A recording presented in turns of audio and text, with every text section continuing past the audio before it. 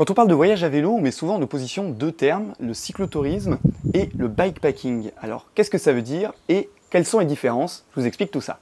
J'ai ici à ma droite un vélo de cyclotourisme et à ma gauche un vélo de gravel équipé en sacoche bikepacking, optimisé pour le bikepacking. Alors déjà, vous pouvez voir qu'il y a une différence significative au niveau des sacoches. Vous savez qu'en cyclotourisme, généralement, le principe c'est d'emmener beaucoup d'affaires, c'est d'être confortable. C'est vraiment le mot d'ordre.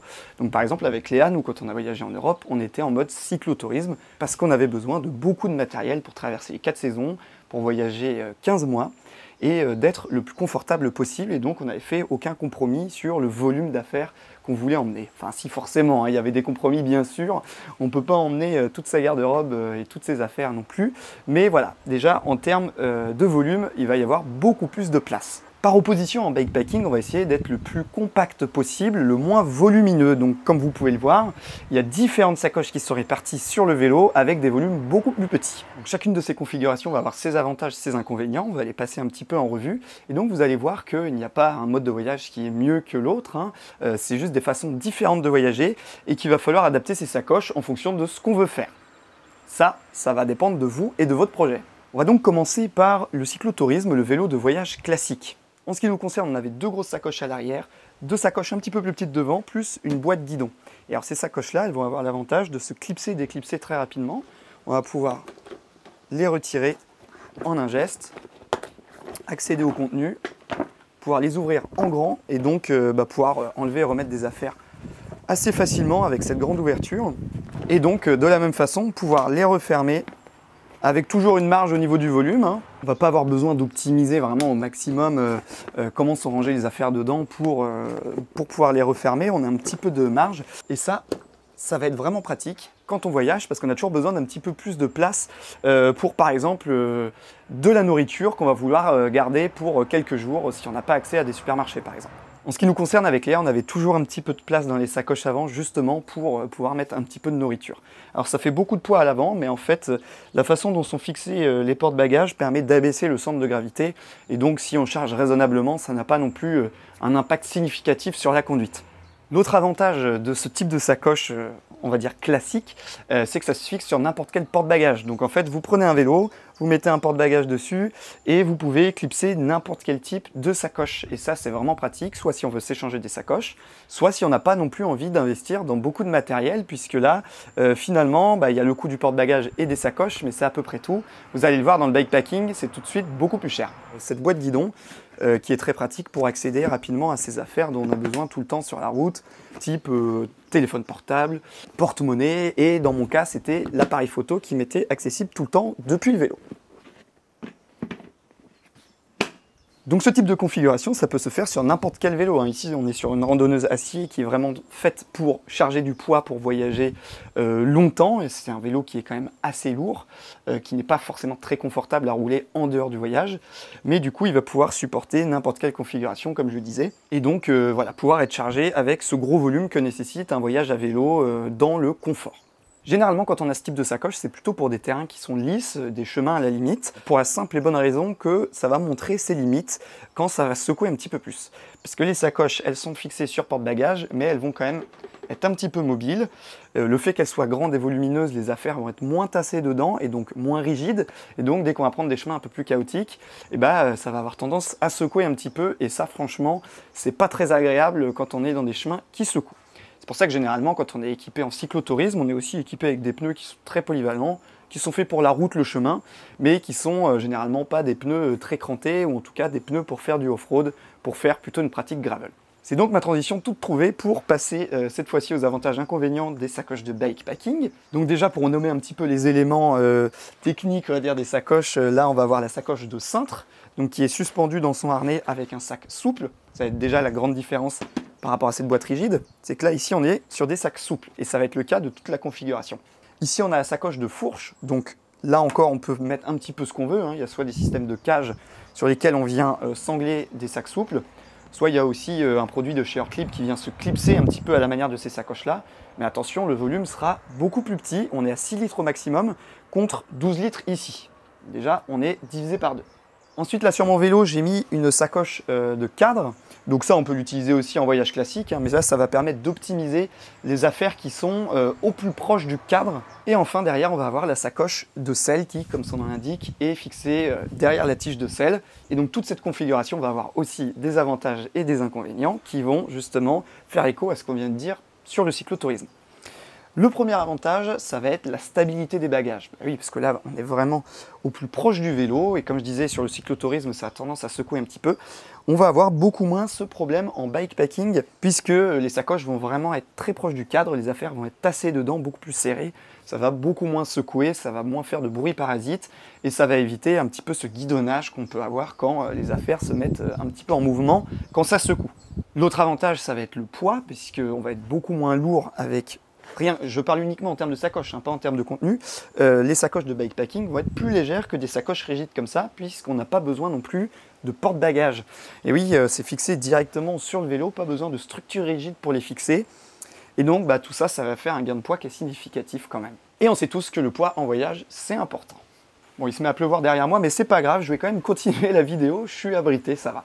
Donc l'inconvénient de ces sacoches qui sont plus proches du cadre, ça va être la praticité pour les enlever et les remettre du vélo.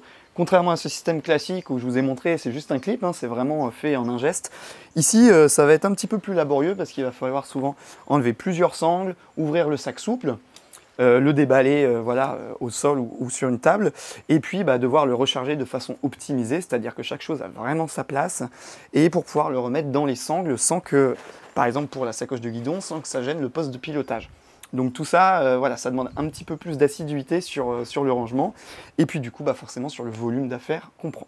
Le second inconvénient, c'est le prix, parce que bikepacking, c'est un terme qu'on entend vraiment partout. C'est devenu un terme vraiment hautement marketing, et donc on essaie de vous vendre aussi des choses qui sont très chères, qui viennent de sortir. Voilà, on joue beaucoup sur la nouveauté, sur des produits qui peuvent susciter votre intérêt, et donc vous le vendre plus cher pour cette simple et bonne raison. Alors qu'en termes de qualité de fabrication, franchement, pas grand chose à redire sur les sacoches classiques qui vont être vraiment très très robustes. Ici, comme on essaie d'alléger au maximum les matériaux, on va souvent avoir des sacs qui sont un petit peu plus souples, qui demandent donc une certaine technique de fabrication qui va coûter plus cher, mais qui va bien souvent aussi être plus fragile. Et oui, parce que si ces sacs souples viennent à rencontrer des ronces ou je ne sais quoi sur votre chemin, ça risque fortement de se déchirer. Je peux vous dire que sur ces sacoches-là de voyage, elles en ont vu des vertes et des pas mûres, et elles sont encore dans un état impeccable. D'où l'importance, quoi qu'il arrive, que ce soit en voyage à vélo ou en bikepacking, de choisir de la qualité. Vraiment, on espère acheter ces sacoches une seule fois. Comme je disais, c'est un certain coût, donc vraiment, choisissez de la qualité. Donc cette configuration vraiment optimisée, elle va permettre d'emmener uniquement le strict nécessaire avec soi. Il va y avoir beaucoup moins de place pour le superflu, et ça, ça induit de vraiment être assidu sur la façon dont on emmène ses affaires. Mais du coup, ça permet d'emmener une configuration beaucoup plus légère, avec beaucoup moins de poids sur le vélo. Comme je disais, plus proche du cadre, on va mieux filtrer les vibrations, on va avoir moins de mouvements parasites de ces affaires, et donc ça va permettre de partir plus vite, plus loin. Donc l'idée un peu générale de ces sacoches pour le cyclotourisme, c'est vraiment de voyager longtemps et confortablement. Alors par longtemps, j'entends pas forcément partir 15 mois comme nous on a fait, mais en tout cas, plusieurs semaines pour avoir vraiment tout ce qu'on veut avec soi.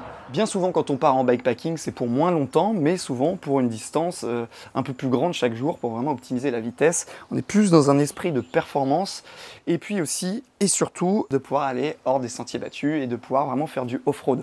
Donc du gravel, des terrains un petit peu plus défoncés, avec les avantages que je citais sur ces sacoches qui sont plus proches du cadre, on va vraiment pouvoir avoir une sensation qui est proche d'un vélo pas chargé, alors que quand on a un vélo comme ceci avec des grosses sacoches, forcément la conduite est différente, et on le sent au pilotage que c'est pas pareil. On va aller bien souvent plus lentement et on va éviter que ça secoue un petit peu. Ce qui va vous permettre d'avoir un voyage peut-être un petit peu plus sportif, un peu plus technique. Par exemple, quand je suis parti dans le Massif central, j'étais en partie en sacoche de bikepacking à l'avant du vélo. Et c'est vrai que quand ça secouait, c'était beaucoup plus agréable. Je ne sentais pas mes bagages. Alors qu'en voyage, avec ces sacoches-là, dès que ça devenait un petit peu secouant, c'était beaucoup plus désagréable, beaucoup plus difficile à contrôler. En revanche, si vous voulez partir plusieurs mois, si vous voulez voyager confortablement ou si tout simplement c'est votre premier voyage à vélo, c'est vrai que je vais plutôt vous conseiller ce type de sacoche classique où là on va beaucoup moins se poser la question de l'optimisation de l'équipement et donc on va peut-être limiter aussi l'investissement d'équipements très légers, très compacts, puisqu'on va pouvoir faire entrer à peu près tout ce qu'on veut dans ces sacoches, contrairement à ici où si on veut mettre une tente dans une sacoche, là il va falloir qu'elle soit vraiment très compacte, très légère. Donc généralement quand on est en bikepacking, on a des équipements qui sont vraiment très haut de gamme, qui sont très compacts, ou alors si vraiment on voyage sans tente par exemple, c'est vrai que cette configuration est intéressante puisque beaucoup plus légère, beaucoup moins encombrante. Et aussi un dernier élément que je voulais citer sur la différence de ces sacoches, ça va être la prise au vent.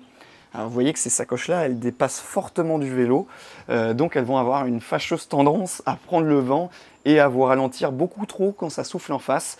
Donc vraiment, le vent vient s'engouffrer dans toutes les sacoches. En bikepacking, on est beaucoup plus profilé, on va être beaucoup plus aérodynamique. Et c'est pour ça que généralement, on retrouve cette configuration sur des vélos qui sont un peu plus sportifs, où dans tous les cas, on a cette idée d'être un peu plus incliné sur son vélo, d'avoir une position plus sportive, de fendre un peu mieux le vent, et donc d'aller plus vite et plus loin. Personnellement, je possède les deux configurations et en fonction du voyage, je vais venir adapter tout ça.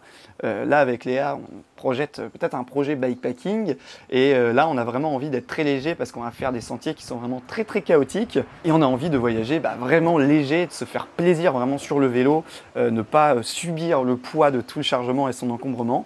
Alors que quand on a commencé pour notre grand tour d'Europe, c'était beaucoup plus pratique pour nous d'avoir tout ce volume, de pouvoir avoir une grande tente, des duvets qui sont chauds, d'avoir des sièges pour le bivouac, etc. Et donc ça, c'est à chacun de le décider en fonction de sa sortie, de son voyage, de ses projets.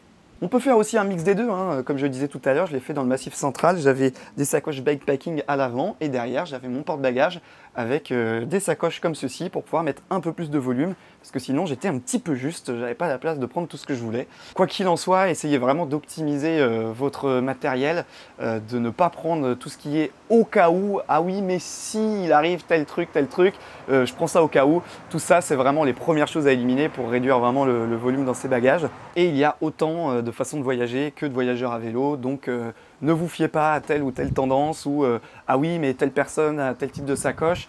On s'en fiche complètement, c'est vous et vous seul qui décidez de la configuration qui vous convient, du volume d'affaires que vous voulez prendre, et même si ça déborde de partout comme on a vu sur certains vélos, pas de problème, du moment que c'est vous qui le décidez et que vous assumez vos choix derrière quand ça grimpe dans l'école. Quoi qu'il arrive, on s'en sort toujours, même si on est chargé comme une mule comme ici, on va arriver à faire notre distance, on va arriver à avancer et à se faire plaisir, et c'est ça le principal. Si vous avez d'autres questions par rapport à ces modes de voyage, cyclotourisme ou bikepacking, l'espace commentaire est là pour ça. N'hésitez pas à poser vos questions et si ce n'est pas encore le cas, n'hésitez pas non plus à vous abonner à la chaîne. Ça soutient vraiment notre travail et ça va vous permettre aussi de suivre nos prochaines aventures et prochains tutos. Si vous avez des suggestions pour les prochaines vidéos, idem, n'hésitez pas à les laisser dans les commentaires. Et je vous dis à très bientôt. Bonne sortie!